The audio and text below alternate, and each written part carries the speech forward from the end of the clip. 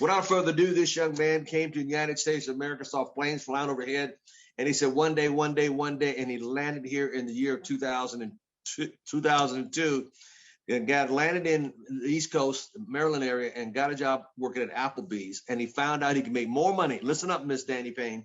He made more money up in Canada, Alberta, Canada. I can make more money speaking than flipping burgers and washing dishes. You got to be joking. You mean just use my mouth? I can make more money in America. He said, I knew this was a land of opportunity. And once he saw ACN, he says, this is for me. This is for me. He said, I'm out of here. I'm out of here. And never look back. Over the years, I've seen this man build a huge organization called the Wolfpack. And I mean, they were Roman. I mean, they were huge. I mean, they were. And you know what? As people do, some people leave. And he said, man, Mr. Thomas, I'm going to start all over again. And he went right back up to the top. He just popped into the regional director. He's about that close to SVP.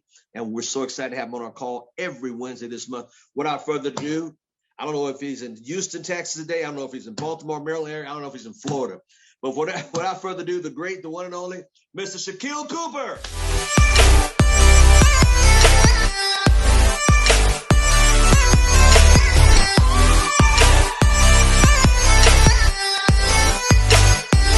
Thank you for all of those kind words. I'm excited to be back again. And like Mr. Thomas did say, you know, I've been involved in this company. This is 9 years. So October this year will make it my 9th year anniversary. And to think that I've done anything this long, you know, it's been, sometimes it don't even seem real, but I'm really excited about the opportunity, how business is just growing out of control, and the fact that, you know, I can get involved in business, no business background, know anything about business. And, you know, almost 9 years later, still have a thriving business. So today, I want to show you guys it's a 1-minute video just to kind of prep your mindset for the conversation that we're going to go into. So what I'm going to do right now, I'm going to share my screen and just pay attention to. What's your travel arrangements then, since A1 is funny? You want me to show you right now? Yeah. I get my phone. I can show you right now. Oh, the top. Oh, you want to go? You want to fly to? I know you love Dubai. I'm going to show you. Call AJ. My sister, she gonna call my pilot right now. Yeah. So you just call your pilot and he just come where? It's like an Uber? I'm finna show you. He said pilot. I thought you said partner. I'm sorry. Pilot. I'm sorry. You know I talk fast. So people got pilots? Not people. Yeah. I think Floyd. I don't know what you got to have a cousin that got a pilot, too. I got pilots on. I keep my pilots on. Hey. AJ. Hey, what's up? So yesterday you guys flew over to Vegas to pick my daughter and mother up and my daughter and my grandson up, right? That's correct, yep. Okay, I got tickets for you guys to go to the Super Bowl tomorrow, but I got Dan, he's gonna go. So I need you to fly over there because you got to pick a couple people up. You got to pick some people up for me in Vegas. Is that okay? Yeah, of course, yeah. Yeah, we're ready to go. Okay, so let me know. Head over to Clay Lacey. Then go over to Vegas. So let me know what time you're gonna land, so I can send them over there, and then Dan can get on the plane also. Okay? Okay. So it'll be. I mean, we're sitting here wrapping up dinner now. It's taking about an hour to get to Clay. I'd say have him at the airport about 10:45 or so. 10:30, 10:45. All right. It'll take me an hour to get. All right. Tell Dan tell Dan to get on there also, please. I got you. All right. Thank you. Hey, yeah, I'm done. I'm gonna go ahead and leave. It's cool. So when you look at that video, some people are like, "What is he talking about?" Listen. Imagine if you had your own airplane, you had your own pilot, and no matter where your friends and family members is at, you can just call your pilot, tell your pilot, hey, go pick this person up, and not have to worry about anything. See, to me, it's all about the dream. So when people hear from people like Floyd Mayweather, they talk about boxing, but what he always done, he always sold the dream. Because we can agree that any business that you do, you can be successful. But just imagine if money was never an option in your life. You know, that's my dream. My dream is not just to be a business owner, but my dream is just to be in business where as though money is never an option. So if you're taking notes, I want you to write down, sell the dream, not the business. And the reason why, because a very common mistake that's made in presentations when people are showing the business is they spend the largest part of their time on the logic of the business, on the facts, the figures, how much money we made over the year. Why is it such a great business? And you talk all about the numbers, but guess what? That's great and all. But what if you sold people the dream? What if you sold people, what if one day you can wake up and money never be an option again? What if one day you can travel the world? What if one day you can spend as many time in the days you want with your family, with your friends, do whatever you want to do and not have to worry about money? See, to me, I sell the dream. I don't sell the business, because we can agree that people don't care about in a business. People care about how can they get to where they're trying to go. And although it's important, right, these are not the reasons why most people get involved. The decision is usually an emotional one, responding to what they need to see they can get out of the opportunity, not necessarily the opportunity itself. And so many times when we share in the business, what we do, we talk about the business. We trying to sell the business so much instead of going after what is emotionally tied to that person want to do the business. Do they want more time with their family? Do they need extra money?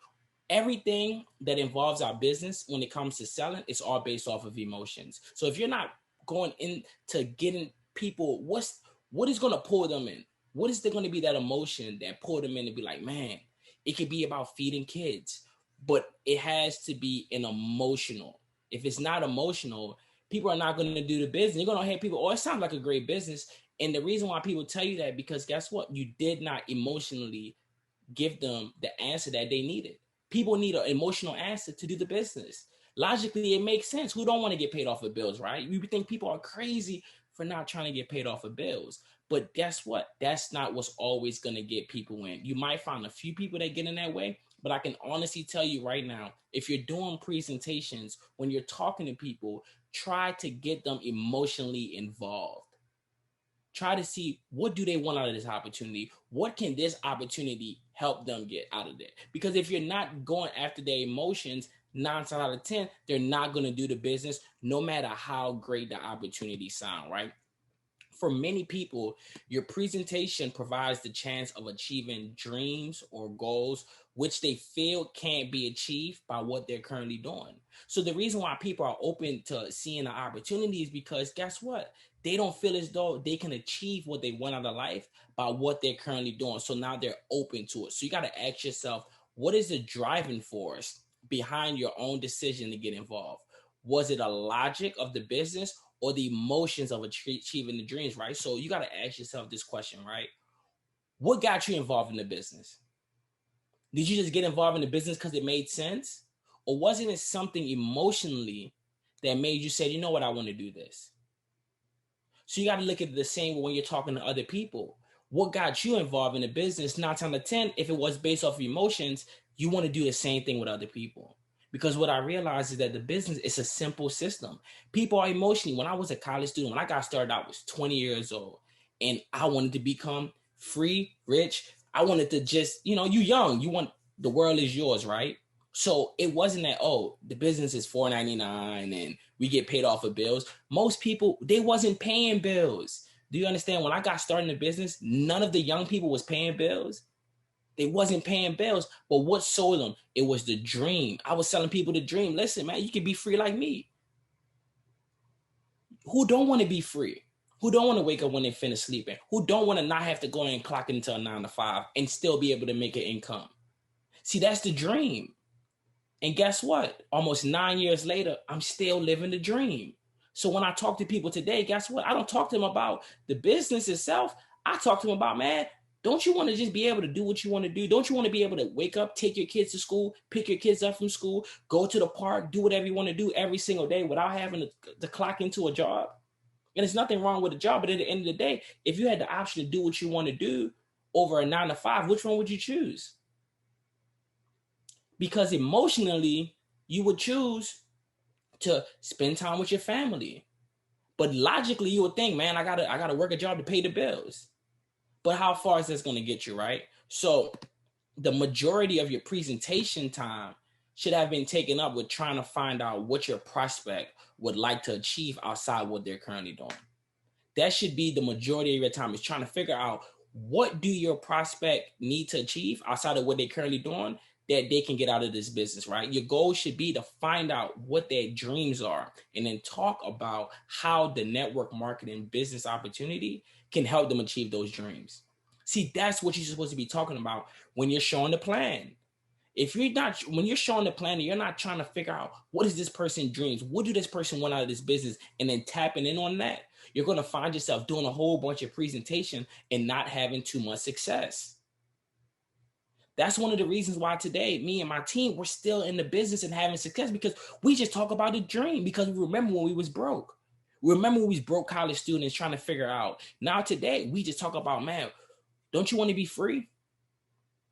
So if you talk about the dream and you try to figure out what do these people want out of this business and how can network marketing help them, and you tap into that, you're going to have more people get started in your opportunity, right? Presenting the opportunity is not about selling the business concept, but about showing your prospects how the business is a vehicle that can be used to achieve their dreams.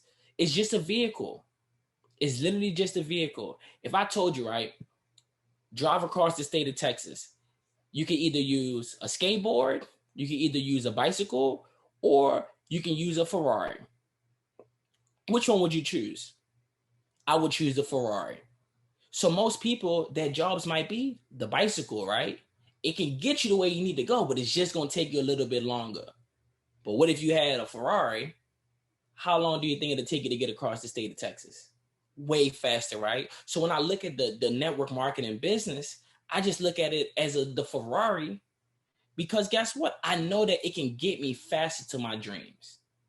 And I'm not exactly where I need to be yet, but guess what? I'm way ahead if I was to just continue to work at Applebee's, continue to work a regular 9 to 5 and trying to figure it out, right? So I just choose to get into the Ferrari and just keep my foot on the gas, right? From there, it's more about dream building sessions than explanation, right? We don't have time to just explain the business, because guess what? It makes sense. We get paid off of bills. If you don't understand that concept, then you're probably not the person I'm looking for, right? It's all about dream building, right? One thing I do that's big for dream building is every week I go to the dealership. Yesterday, I was at the Rolls Royce dealership.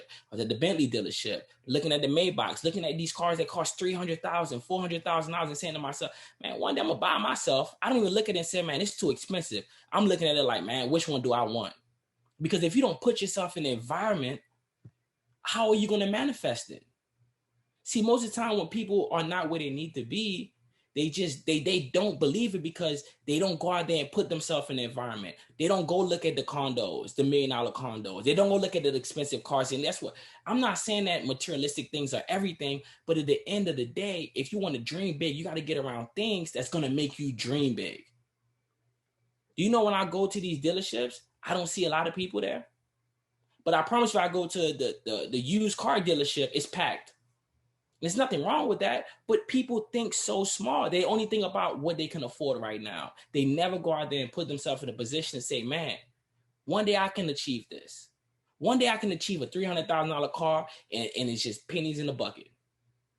See, that's my dream. So I go out there every single day and I dream build. So from there, if you finish your presentation not knowing what your prospects' dreams are, it's a good thought that, whereas though, listen, you spend too much time explaining and selling the business and not the dream. It's a good indication that you did not get to the point where you needed to get to. And what was the point? Figuring out their dreams. Because at the end of the day, everybody got dreams. Stop explaining the business so much and start getting personal with your prospects. Start asking them questions. Hey, man, what do you want to be when you grow up? What do you always wanted to be? You know, what kind of house you want? What kind of car you want to drive? You know, what do you want for your family? You ever thought about owning a vacation home? Start talking about dreams. Make people think, because the reason why I do the things that I do is so that I can think bigger, but at the same time, I can bring up these conversations to people and be like, man, yesterday I was just at the Bentley dealership. You're like, man, you know what? I always wanted a Bentley. But do you think you can get a Bentley doing what you're doing right now? No, you can't. But guess what? In this business, you know, if you build it big enough, one day you might be able to achieve that dream and go out there and get that dream car. It's not about materialistic things, but guess what? It helps you dream bigger. Those who create the biggest organization within network marketing do so by understanding the importance of the dream. They are often the biggest dream builders. I just sell dream every single day. When I talk to my team, my leaders and like that, I'm like, man, you got to come to Texas. Everything is bigger in Texas. The people, I just sell them a dream. And guess what now? One of my business partners is moving to Texas. One of my core RVPs is moving to Texas. See, it's because I sell them the dream. I'm not also just selling prospects the dream. I continually sell my own team to dream every single day, because guess what? If they don't have nothing to dream about, they're going to get stagnant and they're going to continue to do what they're doing. You want people to be dreaming, because when people dream, they continue to push and go after their goals. If people have no dreams and no vision, guess what? They stay stuck doing what they've been doing, which is nothing, right? So they have helped their people to identify their dreams, then consistently remind them and have helped them achieve them. See, that's what you got to do. Once you get the people in, the job doesn't stop. You have to consistently remind them and help them also achieve that dream. And always remember that the business is simply a vehicle. It's literally just a vehicle. People can go out there and achieve these dreams doing anything, but this is just one of the best vehicles that I've came across. And the dream is what drives it. So that's like any vehicle, right? Listen, I don't care how expensive the car you have. If you have no gas, you're not going nowhere. So you need that gas, which is what? Your dreams. That's going to drive you to get to where you need to go. No matter how good it is, without fuel, and it's not going nowhere. It's not going nowhere. So again, that's what you got to do. You got to dream. You can't convince someone else to dream big if you don't dream big. So it all starts with you. What are your goals? I don't care if you 18 or you 85. You still can dream. See, the problem is that most people stop dreaming once they get a 9-to-5, because they look at that paycheck and they do, if I work 40 hours this week, they already know what that check is going to be. So why dream if you already know what your check is going to be? What if you build a business where one day it can just grow without you, and you can't pinpoint how much your check will be, because you don't know if a person is going to sign up tomorrow that's going to sign up 100 people. And then those 100 people is going to sign up another 1,000 people. You never know what's going to happen in your business, because guess what? I still to this day have people sign up in my business from all across the world that I don't know. I got a whole team in Canada. I don't even know these people. But guess what? It started off with a dream. So your attitude is everything, right? Listen, if you talk to any successful person, right? And they'll tell you that the key ingredient of success is your attitude. Your attitude can literally determine your destiny. It is the one thing that you have total control over and that no one can take from you unless you let them, right? It's your attitude. Your attitude predicts your altitude, right? So if you got a nasty attitude, you're not going to go far in life. A major factor in succeeding in network marketing is a positive attitude throughout the journey. Listen, it's going to be ups, it's going to be down, but guess what? Just have a positive attitude, because if you have a positive attitude, you have a positive outcome. I repeat it again. If you have a positive attitude, you have a positive outcome. No one has gone to build a successful network marketing business with a bad attitude. We all have the potential of greatness in us. We all have the potential for greatness within us.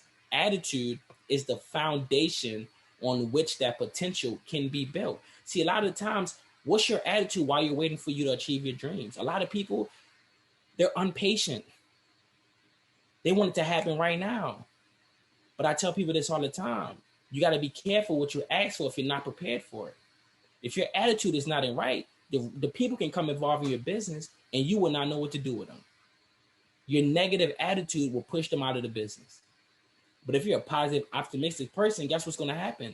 They're going to want to be around you.